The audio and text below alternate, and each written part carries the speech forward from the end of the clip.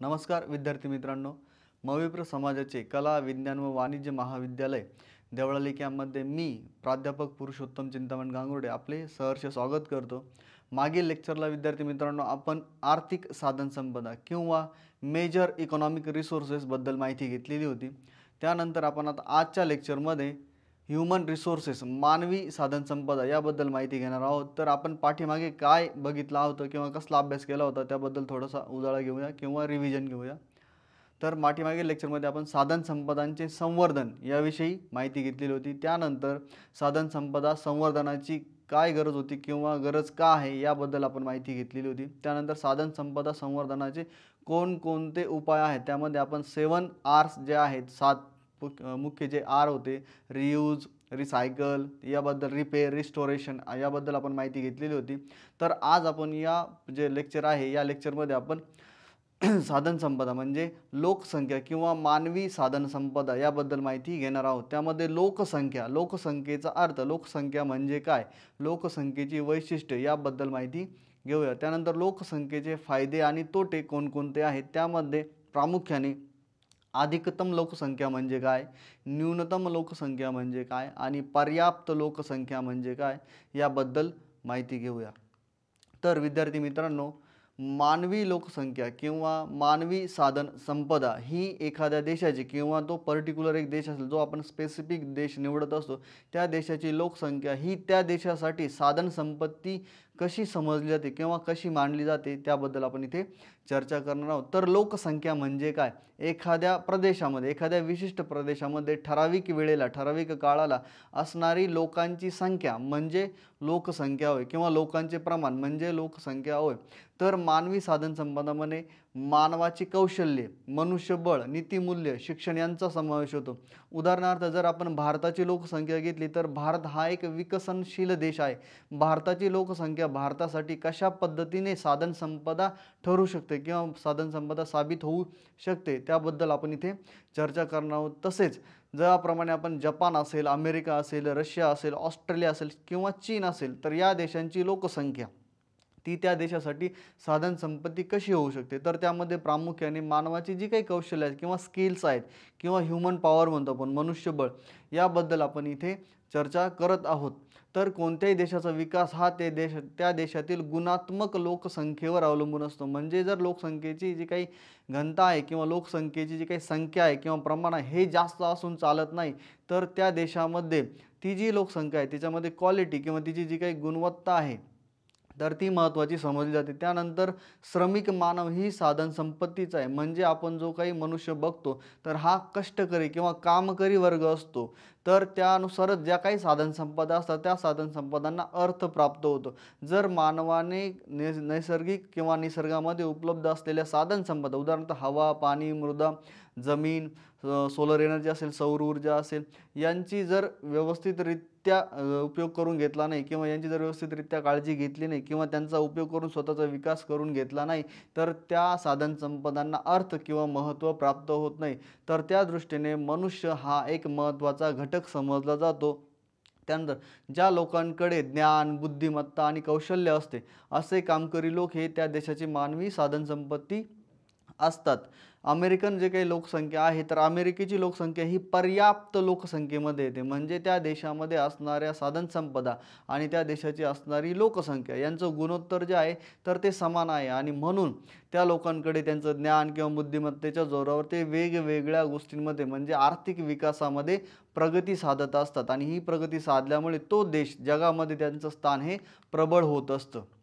यानंतर लोकसंख्येची गुणवत्ता ही कार्यक्षमता, साक्षरता, बुद्धिमत्ता यावर अवलंबून असते। तर लोकसंख्येची गुणवत्ता ही जी आहे कार्यक्षमता म्हणजे एखाद्या देशातील लोक जर जास्त लोकसंख्या असेल तर कार्यक्षमता सुद्धा जास्त असायला हवी, परंतु जर एखाद्या देशाची लोकसंख्या कमी असेल तर तिथे कार्यक्षमता जास्त असून सुद्धा फायदा होत नाही। कारण त्या तुलनेने म्हणजे लोकांच्या तुलनेने त्या देशामध्ये किंवा त्या ठराविक प्रदेशामध्ये असणारे रिसोर्सेस, साधन संपदा ह्या जास्त किंवा कमी असतात, म्हणून तो देश प्रगत किंवा अप्रगत समजला जात असतो। त्याचप्रमाणे साक्षरता, एखादा देश जर असेल किंवा जर आपल्या भारतामधील केरळ हे राज्य आपण असं म्हणतो का 100% साक्षर आहे, तर साक्षरता ही सर्वात महत्त्वाची गोष्ट आहे. त्यानंतर बुद्धिमत्ता, तर देशातील लोकांची बुद्धिमत्ता जर जास्त असेल किंवा बुद्धिमत्ता जर चांगली असेल, त्या बुद्धिमत्तेच्या जोरावर ते नवनवीन शोध लावत असतात आणि त्या शोधांच्या जोरावर तो प्रदेश, तो देश जो असतो तो आर्थिक विकासामध्ये घोडदौड करत असतो. त्यानंतर कोणत्याही देशातील उद्योगधंदे, शेती, व्यापार, खाणकाम, संरक्षणासाठी व व्यवसायाची जी काही प्रगती आहे ही तेथील लोकसंख्येच्या गुणवत्तेवरच अवलंबून असते. उदाहरणार्थ, जर जास्त लोकसंख्या असेल तर जास्त उद्योगधंदे निर्माण होतात आणि हे उद्योगधंदे निर्माण झाल्यानंतर त्या उद्योगधंद्यांमुळे रोजगार संधीसुद्धा उपलब्ध होतात. त्यामुळे तेथे विविध व्यवसायांचा विकास होत जातो. त्याचप्रमाणे शेती असेल, शेतीचाही विकास होत जातो. त्यानंतर इतक्या लोकसंख्येला विविध गरजा असतात, त्या गरजा भागविण्यासाठी व्यापार करावा लागतो. व्यापाराची सुद्धा जी काय ती वाढ होत असते. त्यानंतर लोकसंख्येमुळे देशाला संरक्षणासाठी मानवी शक्ती प्राप्त होते.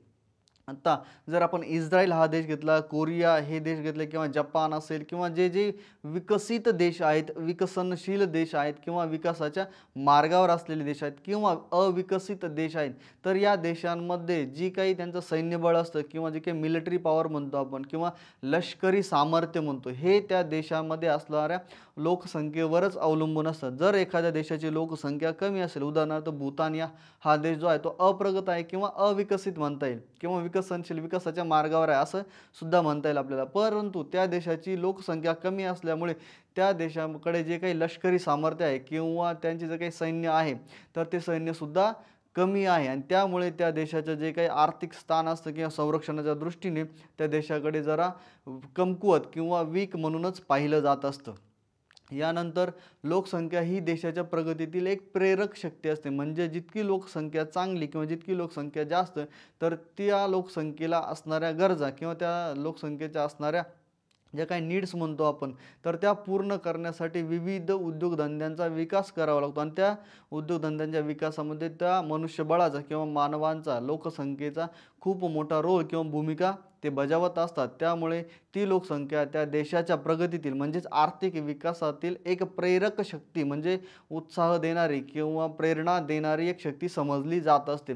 त्यानंतर व्यवसाय करणे, उत्पादन करणे, वस्तूंचा उपभोग घेणे, व्यापार करणे, विविध कलांचा विकास करणे हे त्या देशातील लोकच करत असतात. उदाहरणार्थ, जर एखाद्या देशामध्ये कमी लोकसंख्या असेल तर तिथे निर्माण होणाऱ्या सोयीसुविधा किंवा उत्पादित वस्तू म्हणतो आपण, त्यांचा उपभोग घेण्यासाठी तोच वर्ग असतो.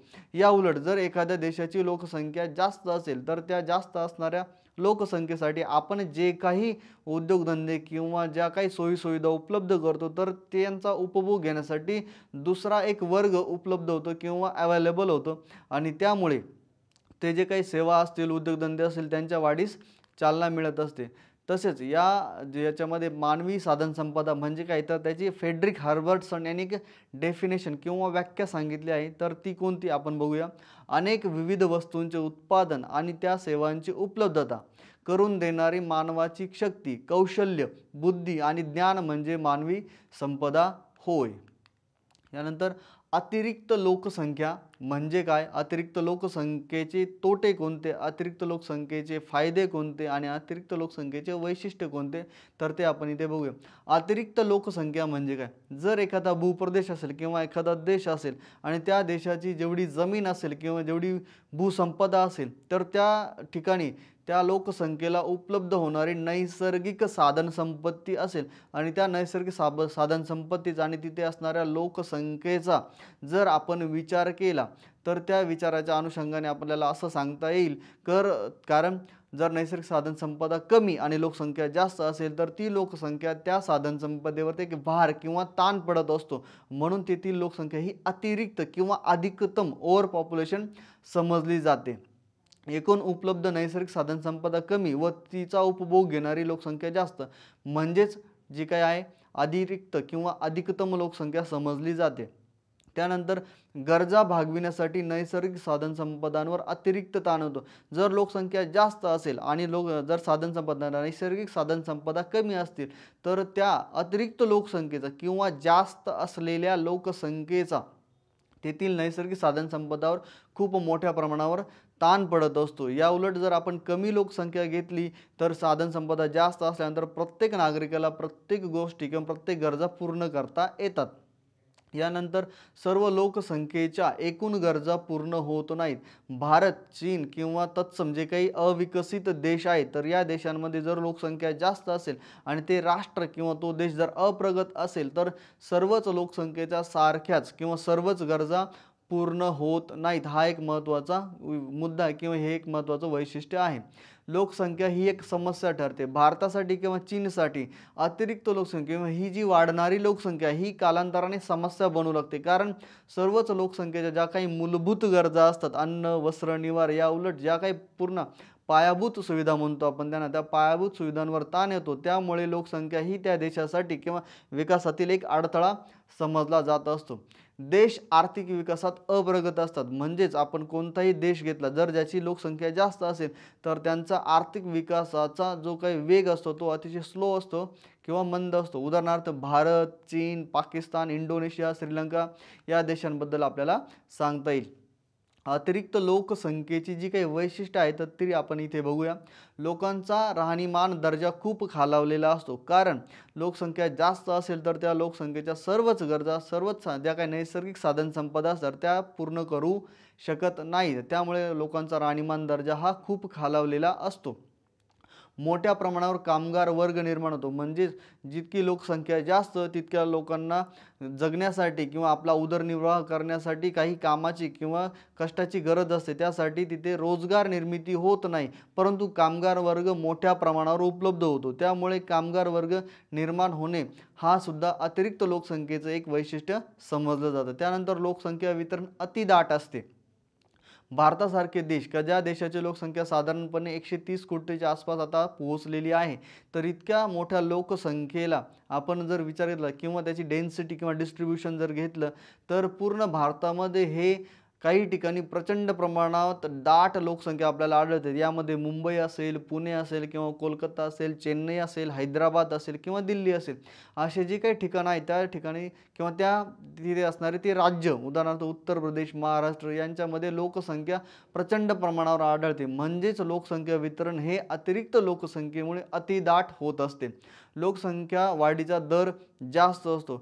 ज्या देशामध्ये अतिरिक्त लोकसंख्या असते त्या देशांची जी काही मृत्यूदर आणि जन्मदराचं आपण जर प्रमाण बघितलं, तर मृत्यूदर म्हणजे आरोग्याच्या ज्या सोयीसुविधा असतात त्यामध्ये त्यांनी थोडीफार प्रगती केलेली असते. म्हणजे त्यांनी मृत्यूदरावर काहीतरी किंवा कमी प्रमाणामध्ये नियंत्रण मिळवलेलं असतं. परंतु जन्मदर हा खूप जास्त असतो आणि त्या देशांमध्ये 1 किंवा 2 मुलापेक्षा जास्त मुलं जन्माला येत असतात आणि म्हणून तिथे असणाऱ्या लोकसंख्या वाढीचा वेग हा जास्त असतो. यानंतर सर्वात महत्त्वाचं वैशिष्ट्य म्हणजे जर देशाची लोकसंख्या अतिरिक्त असेल किंवा जास्त असेल, तर तेथे सैन्य दल किंवा लष्करी सामर्थ्य जे आहे ते वाढवण्यासाठी मोठ्या प्रमाणावरती लोक किंवा सैन्य उपलब्ध होत असतं. त्यानंतर औद्योगिक वसाहतींमध्ये वाढ होते. आता भारत किंवा चीन यासारखे जे देश आहेत, आपण आता बघत असतो का आपल्या मार्केटमध्ये किंवा जगामध्ये जितके मार्केट असेल त्यामध्ये चायनीज वस्तू किंवा चायना वस्तू येत असतात. कारण जर चीनची लोकसंख्या बघितली तर ती सर्वात जास्त म्हणजे जगामध्ये सर्वात जास्त लोकसंख्या असलेला देश म्हणजे चीन आहे. तर इतक्या मोठ्या लोकसंख्येला रोजगाराच्या संधी उपलब्ध करून देण्यासाठी किंवा त्यांचा उदरनिर्वाह भागविण्यासाठी औद्योगिक वसाहती वाढत असतात आणि औद्योगिक वसाहती जर वाढल्या तर तिथे मिळणारा जो काही रोजगार आहे तर त्या रोजगारामुळे त्यांची जी काही लोकसंख्या असते तर ती लोकसंख्या जगू शकते किंवा तिचा उदरनिर्वाह भागू शकतो. म्हणून औद्योगिक वसाहतींमध्ये सुद्धा मोठ्या प्रमाणात वाढ होत असते. मोठ्या प्रमाणावर सुविधांची निर्मिती केली जात असते. आता इतकीच मोठी सारी जर लोकसंख्या असेल किंवा अतिरिक्त लोकसंख्या असेल, तर त्या लोकसंख्येच्या पायाभूत गरजा भागविण्यासाठी एज्युकेशन असेल म्हणजेच शिक्षण असेल किंवा पाण्याची सुविधा असेल, इलेक्ट्रिसिटीची गरज असेल, या सर्व सोयीसुविधा निर्माण केल्या जात असतात. म्हणजेच अतिरिक्त लोकसंख्येसाठी विविध सोयीसुविधांचा सुद्धा विकास होत असतो. यानंतर अतिरिक्त लोकसंख्येचे फायदे कोणते तर ते आपण बघूया. शेतीप्रधान देशात व लघु उद्योगात भरपूर मजूर पुरवठा होतो. हे एक महत्त्वाचा फायदा आहे का मोठ्या प्रमाणावरती आपल्याला मजूर पुरवठा उपलब्ध असतो किंवा शेतीसाठी किंवा जे काही छोटे मोठे उद्योगधंदे असतात त्या उद्योगधंद्यांसाठी मोठ्या प्रमाणावर मजूर पुरवठा हा अतिशय कमी पैशामध्ये उपलब्ध होत असतो. त्यानंतर नागरी विभागामध्ये मोठी बाजारपेठ निर्माण होत असते. जर न्यूनतम लोकसंख्या असेल किंवा कमी लोकसंख्या असेल तर त्यांना दुसरी बाजारपेठ निर्माण होत नाही. परंतु या अतिरिक्त लोकसंख्येमध्ये ग्रामीण भागातून शहरी भागाकडे स्थलांतर होण्याचं प्रमाण मोठ्या प्रमाणावर असतं आणि हे मोठ्या प्रमाणात स्थलांतर झाल्यामुळे या शहरी भागामध्ये किंवा नगरांमध्ये, मोठमोठ्या नगरांमध्ये एक नवीन बाजारपेठ उपलब्ध होत असते आणि नवीन बाजारपेठ उपलब्ध झाली तर तिथे चलन असेल किंवा विविध गोष्टी असेल यांना चालना मिळत असते। यानंतर विविध वस्तूंना मागणी वाढून उद्योगधंद्यांच्या वाढीस चालना मिळते। आता जर एखादी मोठी बाजारपेठ निर्माण झाली किंवा नवीन बाजारपेठ जर निर्माण झाली तर तेथे असणारे लोक त्यांच्या गरजाही वाढत जात असतात आणि त्यामुळे ते विविध वस्तूंना मागणी देत असतात आणि मागणी दिल्यामुळे किंवा मागणी वाढल्यामुळे त्या ठिकाणी उद्योगधंदे वाढीस लागत असतात। यानंतर सर्वात महत्त्वाचा जो फायदा आपण वैशिष्ट्यांमध्ये बघितला आहे तो म्हणजे लष्कराचे सामर्थ्य वाढते। जगामध्ये जितके देश असेल, ज्या देशांची लोकसंख्या जास्त असेल किंवा त्या देशांमध्ये सैन्यदल जास्त असेल तर ते देश जगामध्ये प्रबळ समजले जातात किंवा आपल्याला सुपर पॉवर असंही समजले जात असतात। यामध्ये अमेरिकेमध्ये सर्वात जास्त सैन्यदल असल्यामुळे किंवा जे काही जगामध्ये 3 ते 4 देश असे आहेत की त्यांच्याकडे लोकसंख्या जास्त आहे आणि त्या जास्त असलेल्या लोकसंख्येमुळे त्यांना लष्कराचे सामर्थ्य सुद्धा वाढवता आले आहे।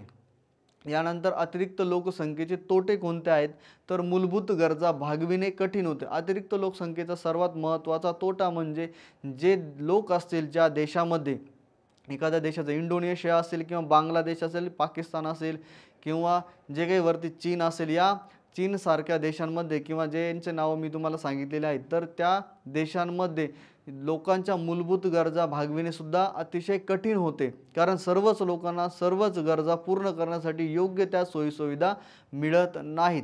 दरडोई उत्पन्नात घट होते, हा एक महत्त्वाचा तोटा आहे इथे। त्यानंतर जमिनीचे प्रमाण घटते, शेती उत्पादन कमी होते। जर लोकसंख्या वाढत राहिली तर त्या लोकसंख्येला राहण्यासाठी किंवा एखाद्या ठिकाणी निवाऱ्यासाठी जमिनीची आवश्यकता असते, घरांची आवश्यकता असते, म्हणून शेतीखालील ज्या जमिनी असतात तर त्या जमिनीचं रूपांतर हे निवाऱ्यासाठी किंवा रेसिडेन्शियल निवासी वसाहतींमध्ये करावं लागतं। त्यामुळे तिथे शेती जे आहे तर त्या शेतीचं रूपांतर हे निवासी नगरांमध्ये केलं गेल्यामुळे शेतजमीन कमी कमी होत जाते आणि जर शेतजमीन कमी झाल्यामुळे शेतीचं उत्पादनसुद्धा कमी होत जात असतं। शहरी भागाकडे मोठ्या प्रमाणावर स्थलांतर होते, हा एक महत्त्वाचा तोटा अतिरिक्त लोकसंख्येचा आहे। प्रत्येक नागरिक जो आहे किंवा प्रत्येक जो काही व्यक्ती असेल किंवा लोकसंख्या असेल तर ते हे स्वतःचं जीवनमान किंवा राहणीमान चांगलं करण्यासाठी किंवा विविध सोयीसुविधांचा लाभ घेण्यासाठी नोकरी धंद्यांच्या शोधामध्ये ते ग्रामीण भागातून शहरांकडे जात असतात किंवा नगरांकडे जात असतात। त्यामुळे मोठ्या प्रमाणावर स्थलांतराची समस्या इथे निर्माण झालेली असते। त्यानंतर नागरीकरणाच्या समस्या वाढतात। जर लोकसंख्या जास्त वाढली किंवा शहरांमध्ये जर लोकसंख्या जास्त मोठ्या प्रमाणात स्थलांतर करून आले तर त्या लोकांना सर्वच गरजा पूर्ण करण्यासाठी किंवा पुरविण्यासाठी नागरीकरणाच्या ज्या काही समस्या असतील, उदाहरणार्थ ड्रेनेज असेल म्हणजे सांडपाण्याची व्यवस्था असेल, पिण्याच्या पाण्याची सुविधा असेल किंवा ऊर्जेची समस्या असेल, शिक्षणाची समस्या असेल, आरोग्याची समस्या असेल, या सर्व समस्या इथे निर्माण होत जात असतात। हवा, पाणी व ध्वनी प्रदूषण मोठ्या प्रमाणावर होते।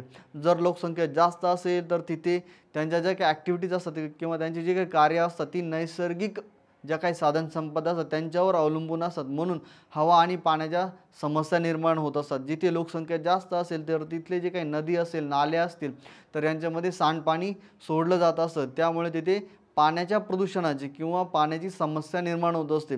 प्लस त्यांना जर आपण विचार केला तर पिण्याच्या पाण्याची समस्यासुद्धा निर्माण होत असते। सर्वांना शुद्ध किंवा स्वच्छ हवा मिळू शकत नाहीत आणि याचप्रमाणे जर लोकसंख्या वाढली तर लोकसंख्या वाढल्यामुळे तिथे असणारे ट्रॅफिक असेल किंवा जे काही वाहन असतील तर त्यांची संख्या वाढत असते आणि वाहनांची संख्या वाढली किंवा जर लोकसंख्या वाढली तर तिथे ध्वनी प्रदूषण जे आहे तर ते मोठ्या प्रमाणावर घडून येत असतं। यानंतर जर लोकसंख्या जास्त असेल तर प्रत्येक नागरिकाला किंवा प्रत्येक व्यक्तीला रोजगार किंवा नोकरी मिळेलच असं होत नाही। त्यामुळे जे काही सुशिक्षित किंवा जे काही उच्च शिक्षित लोक असतात किंवा जे काही तरुण असतात तर त्यांना नोकरी न मिळाल्यामुळे ते बेरोजगारीमध्ये वाढ होते। त्यानंतर गुंडगिरी वाढत असते आणि सामाजिक नीतिमूल्यांचा सुद्धा ऱ्हास होत असतो। म्हणून अतिरिक्त लोकसंख्येचे असे विविध प्रमाणे किंवा विविध प्रकारे तोटे आपल्याला इथे सांगता येतील। आता न्यूनतम लोकसंख्या म्हणजे काय किंवा न्यूनतम लोकसंख्येची वैशिष्ट्ये कोणती आहेत तर ते आपण इथे बघूया। न्यूनतम लोकसंख्या म्हणजे एखादा देश किंवा एखादा भूप्रदेश जर आपण घेतला तर तिथे असणाऱ्या नैसर्गिक साधनसंपदा आणि तिथे असणारे लोक यांच्यामध्ये प्रमाण अतिशय कमी असते, म्हणजे नैसर्गिक साधनसंपदा जास्त आणि त्यांचा उपभोग घेणारी लोकसंख्या कमी असते। तर त्या लोकसंख्येच्या तुलनेने नैसर्गिक साधनसंपदा ह्या जास्त असतात, म्हणजेच ती लोकसंख्या तिथे न्यूनतम साबित होते किंवा न्यूनतम सिद्ध होते। एक न्यूनतम लोकसंख्येची वैशिष्ट्ये म्हणजे विपुल नैसर्गिक साधनसंपदा, मोठ्या प्रमाणावर नैसर्गिक साधनसंपदा इथे उपलब्ध होत असते, परंतु तिचा उपभोग घेणारी जी काही लोकसंख्या असते ती कमी असते। उदाहरणार्थ ऑस्ट्रेलियामध्ये नैसर्गिक साधनसंपदा खूप जास्त प्रमाणावर आहे, परंतु लोकसंख्या ही कमी आहे, त्यामुळे तिथे असणारी जी काही लोकसंख्या आहे तिला आपण न्यूनतम लोकसंख्या असंही म्हणू शकतो। यानंतर सर्वच लोकसंख्येचा जर विचार केला तर ती लोकसंख्या कमी असते, एकूण लोकसंख्येपेक्षा त्यांची लोकसंख्या किंवा त्या देशाची लोकसंख्या कमी असते। लोकसंख्या वाढीचा दर सुद्धा कमी असतो, कारण लोकसंख्या तिथे असणारे जे काही हवामान असेल किंवा भूगर्भ रचना असेल किंवा भूरचना असेल किंवा विविध जे काही नैसर्गिक गोष्टी म्हणतो किंवा नैसर्गिक आपण जे काही साधनसंपदा म्हणतो या प्रतिकूल असतात, त्यामुळे तिथे लोकसंख्या वाढीचा दर सुद्धा कमी प्रमाणात असतो। ग्रामीण ते शहरी स्थलांतर होते, लोकसंख्या ही कमी असल्यामुळे तिथे जागेची समस्या निर्माण होत नाही किंवा सर्वांनाच सर्वच गोष्टी एकदम सोप्या पद्धतीने किंवा इझिली अवेलेबल झाल्यामुळे ते लोक जे असतात तर ते ग्रामीण शहरी किंवा शहरीतून ग्रामीण स्थलांतर करत असतात। आर्थिक विकासाचा वेग कमी असतो, जर लोकसंख्या कमी असेल तर तिथे आर्थिक विकासाचा वेग सुद्धा कमी असतो, कारण सर्वच लोकांना सर्व क्षेत्रांमध्ये प्रगती करता येत नाही। आर्थिक विकासासाठी किंवा ज्या काही आपण डेव्हलपमेंटल प्रोसेस म्हणतो किंवा आर्थिक विकास म्हणजे काय त्याबद्दल जर चर्चा केली तर तिथे त्यांच्यामध्ये सुप्त क्षमता मोठी असते, म्हणजे पोटेन्शियल जे असतं डेव्हलपमेंटचं तर ते सर्वात जास्त असतं, म्हणजेच आर्थिक विकास हा मोठ्या प्रमाणावर घडून येण्याची शक्यता जास्त असते। मर्यादित सैन्यदल असतं किंवा संरक्षणाचा प्रश्न निर्माण होत असतो। जर आपण या ठिकाणी लष्कराबद्दल जर विचार केला किंवा जर एखाद्या आर्मी किंवा जर आपण देशाचा संरक्षण सीमेबद्दल जर विचार केला तर त्या देशांमध्ये कमी लोकसंख्येमुळे तिथे मर्यादित सैन्यदल उपलब्ध होतो आणि त्यामुळे तिथे संरक्षणाचा प्रश्न निर्माण होत असतो। यानंतर न्यूनतम लोकसंख्येचे फायदे कोणते आहेत तर ते आपण इथे बघूया। उपलब्ध साधनसंपत्तीवर कमी भार असतो, यामुळे जमीन, पाणी, अन्न हे सहज उपलब्ध होत असतं। निर्यात व्यापार अनुकूल होतो व परकीय चलन मोठ्या प्रमाणावर प्राप्त होतं। जर लोकसंख्या कमी असेल तर त्यांची जी काही इकॉनॉमिक कंडिशन असते ती पण चांगल्या पद्धतीने असते आणि म्हणून त्यांना ते व्यापाराला चालना देत असतं, त्यांचं स्टँडर्ड ऑफ लिव्हिंग जे असतं ते पण मोठ्या प्रमाणावर चांगलं असतं। प्रदूषण, वाहतूक समस्या, निवास समस्या निर्माण होत नाहीत। कमी लोकसंख्या असल्यामुळे सर्वांनाच सर्वच गरजा जे काही सर्वच गोष्टी असतील तर त्या पूर्ण करता येत असतात, त्यामुळे तिथे प्रदूषणाची समस्या फार कमी प्रमाणावर निर्माण होत असते, वाहतुकीची समस्या कमी असते, निवासाची समस्या कमी असते आणि यामुळे पर्यावरण संतुलन जे आहे तर ते टिकून राहत असतं। म्हणजे न्यूनतम लोकसंख्येमुळे असे 4 ते 5 प्रकारे आपल्याला फायदे सांगता येतील। सर्वांनाच रोजगाराच्या संधी व दरडोई उत्पन्न सुद्धा जास्त असतं। सर्वांनाच रोजगाराच्या संधी म्हणजे लोकसंख्या कमी असल्यामुळे तिथे रोजगाराच्या संधी सर्वांनाच उपलब्ध होत असतात आणि सर्वच लोकांना ह्या रोजगाराच्या संधी उपलब्ध झाल्यामुळे त्यांचं दरडोई उत्पन्न जे असतं तर ते जास्त असतं। आता न्यूनतम लोकसंख्येचे तोटे कोणते असतात तर ते आपण इथे बघूया। शेती असेल किंवा खाणकाम व्यवसाय असेल तर यासारख्या व्यवसायांचा आपल्याला हवा तसा विकास होत नाही, कारण प्रत्येक लोकसंख्या किंवा प्रत्येक व्यक्ती ही प्रत्येक क्षेत्रामध्ये काम करू शकत नाही, त्यामुळे शेती असेल किंवा खाणकाम असेल तर इथे सुप्त क्षमता जास्त असल्यामुळे परंतु तिथे लोकसंख्या कमी असल्यामुळे त्यांचा व्यवसाय विकास कमी होत असतो। बाजारपेठ निर्माण होत नाही, लोकसंख्या कमी असल्यामुळे त्यांच्या गरजाही मर्यादित असतात आणि त्यामुळे तिथे नवीन बाजारपेठ निर्माण होत नाही। शिक्षण, संशोधन व सेवा क्षेत्रांमध्ये मनुष्यबळाचा तुटवडा निर्माण होत असतो। आपण जर काही देश जर बघितले तर त्या देशांमध्ये मायग्रंट म्हणजे स्थलांतर करून येणारे किंवा आपण त्या देशांमध्ये येणारे जे लोक असतात त्यांना प्रोत्साहन दिलं जात असतं. म्हणजे ते लोक काय करत असतात किंवा ते देश काय करतात, त्यांची फॉरेन पॉलिसी जी असतात त्यामध्ये ते इतर देशातील लोकांना आपल्याकडे आकर्षित करण्यासाठी विविध प्रकारे आपण त्यांना प्रलोभन देत असतात. म्हणजे जास्त पगाराची नोकरी फॉरेनमध्ये किंवा परकीय देशांमध्ये किंवा परदेशांमध्ये उपलब्ध जर झाली तर लोक तिकडे चालले जातात. म्हणजे त्यांची लोकसंख्या कमी असल्यामुळे ते अशा विविध गोष्टींमुळे त्यांची लोकसंख्या वाढवण्याचा प्रयत्न करत असतात. परंतु जर त्या देशातील त्यांची लोकसंख्या जर घेतली तर शिक्षण असेल, संशोधन असेल किंवा इतर जे काही सर्व्हिस सेक्टर असेल तर त्यामध्ये मनुष्यबळाचा तुटवडा निर्माण होत असतो. यानंतर अति थंड हवामान, पर्वतीय डोंगराळ भूभाग असल्याने लोकसंख्या कमी असते आणि विकास होण्याची जी काही क्षमता असते ती फार मोठ्या प्रमाणावर आपल्याला तिथे बघायला मिळत असते. यानंतर पर्याप्त लोकसंख्या म्हणजे काय? तर पर्याप्त लोकसंख्या म्हणजे एखाद्या देशामध्ये असणाऱ्या नैसर्गिक साधन संपदा आणि तेथे असणारी लोकसंख्या यांचं जर गुणोत्तर किंवा प्रमाण जर समान असेल तर त्या लोकसंख्येला पर्याप्त लोकसंख्या असं समजलं जातं. साधन संपत्तीचा जास्तीत जास्त उपयोग होत असतो. म्हणजे आपल्याला जर तिथे साधन संपत्ती सारख्याच प्रमाणात त्याच प्रमाणामध्ये लोकसंख्या असेल तर तेथे जो काही उपयोग असतो साधन संपत्तीचा तर तो योग्य प्रमाणावरती करून घेतला जात असतो. यानंतर महत्तम मॅक्झिमम दरडोई उत्पन्न असतं. त्यांचा राहणीमानाचा दर्जा जास्त असतो. आपण जर अमेरिका असेल किंवा इंग्लंड असेल अशा यासारख्या किंवा फ्रान्स असेल, जर्मनी असेल यासारख्या देशांचा जर आपण जर विचार केला तर या देशांमध्ये जे काही दरडोई उत्पन्न आहे किंवा त्यांचं जे काही स्टँडर्ड ऑफ लिव्हिंग म्हणतो, राहणीमानाचा दर्जा आहे तो अतिशय उच्च प्रतीचा दिसून आपल्याला इथे येतो. यानंतर जन्मदर व मृत्यूदर किमान पातळीवर असतात. म्हणजे जन्मदर आणि मृत्यूदर यांचे जे काही प्रमाण असेल तर ते सारखंच असतं. म्हणजे एकदम कमी लेवलला असतं. त्यामुळे त्यांची लोकसंख्या जास्त वाढत पण नाही आणि जास्त कमी पण होत नाही. परंतु यासाठी आपल्याला जे काही जन्मदर आहे किंवा जो काही मृत्यूदर आहे त्याच्यावरती नियंत्रण ठेवणं गरजेचं असतं. लोकसंख्या वितरण सामान्य असतं. म्हणजे सर्वच ठिकाणी सारख्याच प्रमाणात लोक बऱ्या प्रकारे डिस्ट्रीब्यूट किंवा वितरित झालेले असतात. त्यांची घनता जी आहे तर ती सारख्याच प्रकारे आपल्याला आढळून येते. रोजगार संधी प्रचंड प्रमाणावर उपलब्ध असतात. पर्याप्त लोकसंख्येचं हे एक महत्त्वाचं वैशिष्ट्य समजलं जातं का ज्यामध्ये रोजगार संधी या पर्याप्त लोकसंख्येच्या देशामध्ये खूप मोठ्या प्रमाणावर उपलब्ध होत असतात.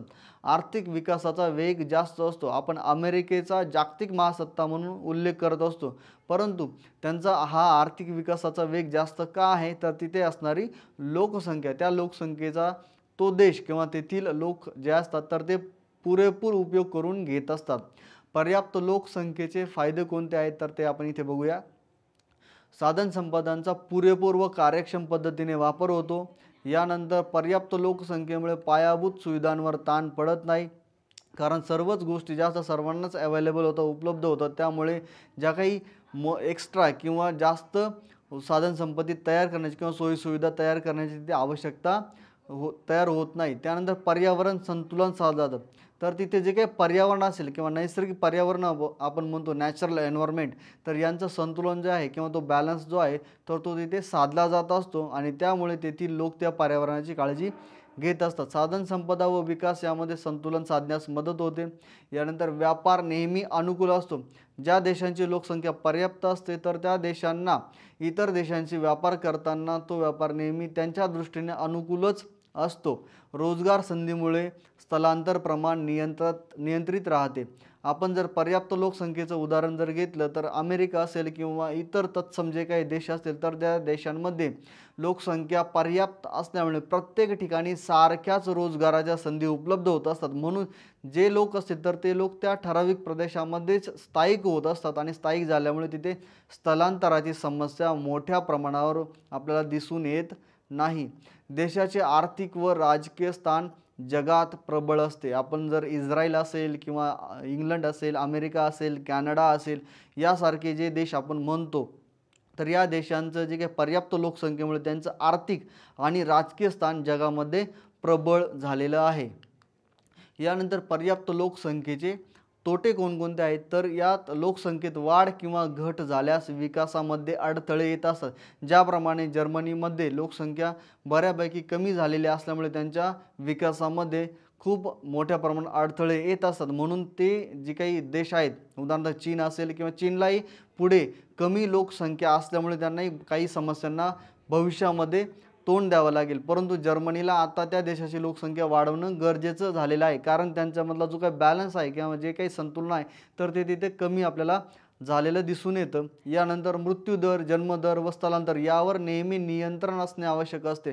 म्हणजेच आपण असं बघत असतो बघा, अमेरिकेचे जे काही फॉरेन पॉलिसी असतात किंवा आपल्या एखाद्या देशातून म्हणजे भारतातून किंवा इतर देशातून अमेरिकेमध्ये येणारे जे लोक असतात त्याच्यावर ते विविध प्रकारे किंवा विविध वेळी ते विविध कायदे जे असतात किंवा रूल्स असतात ते लागू करत असतात.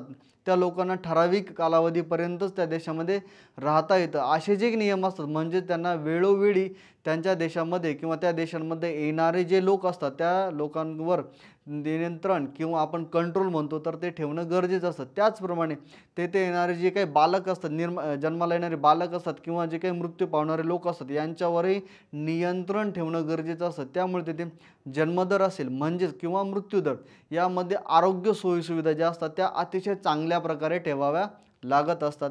यानंतर सेवा क्षेत्रांच्या विकासावर जास्त लक्ष केंद्रित करायला जे सर्व्हिस सेक्टर असतात, उदाहरणार्थ बँक असेल, शिक्षण असेल किंवा एज्युकेशन असेल, असे विविध प्रकारचे जे काही पर्यटन असेल, जे काही सेवा क्षेत्रांमध्ये येतात तर त्या क्षेत्रांमध्ये त्यांना जास्तीत जास्त लक्ष केंद्रित करावं लागतं. मानवी जीवनास यांत्रिक स्वरूप प्राप्त होतं. इथे सामाजिक नीतिमूल्य जे असतात किंवा जे काही आपण संस्कृती म्हणतो तर या संस्कृतींचा कुठेतरी ऱ्हास झालेला दिसून येतो किंवा कुठेतरी या संस्कृती ज्या असतात, मानवी संस्कृती ज्या असतात तर त्या कमी झालेल्या दिसून येतात आणि तिथे सर्वच जे काही तर ते यांत्रिक किंवा आपण टेक्निकल म्हणतो तर या गोष्टींचा सर्वात जास्त तिथे प्रसार झालेला दिसून येतो. तर विद्यार्थी मित्रांनो, आज आपण या लेक्चरमध्ये लोकसंख्येचा अर्थ म्हणजे काय, लोकसंख्येची वैशिष्ट्ये कोणकोणती आहेत तर ती वैशिष्ट्ये आपण लोकसंख्येचे फायदे आणि तोटे या माध्यमातून बघितलेली आहे. त्यामध्ये आपण अतिरिक्त लोकसंख्या म्हणजे काय, अतिरिक्त लोकसंख्येचे फायदे, तोटे, वैशिष्ट्ये, यानंतर न्यूनतम लोकसंख्येचे फायदे, तोटे, वैशिष्ट्ये आणि पर्याप्त लोकसंख्येचे वैशिष्ट्ये, फायदे आणि तोटे बघितलेले आहेत. तर आपण या लेक्चरमधून काय शिकलो यासाठी तुम्हाला स्वाध्याय किंवा असाइनमेंट देत आहोत. तर त्यासाठी पहिला क्वेश्चन जो आहे तर अधिकतम लोकसंख्या म्हणजे काय, अधिकतम लोकसंख्येची वैशिष्ट्ये लिहा. यानंतर पर्याप्त लोकसंख्येची वैशिष्ट्य, फायदे व तोटे लिहा. या माध्यमातून तुम्ही आपण जो काही या टॉपिकचा विचार केलेला आहे किंवा ज्याबद्दल माहिती घेतलेली आहे तर त्या माहितीचा तुम्हाला सर्वात चांगल्या पद्धतीने किंवा घरी सरावासाठी हे क्वेश्चन दिलेले आहेत. तर या पुढील लेक्चरमध्ये आपण लोकसंख्येचे समकालीन मुद्दे आणि विकास, त्यालाच इंग्लिशमध्ये म्हणतात contemporary issues and development of population, याबद्दल माहिती घेणार आहोत. धन्यवाद.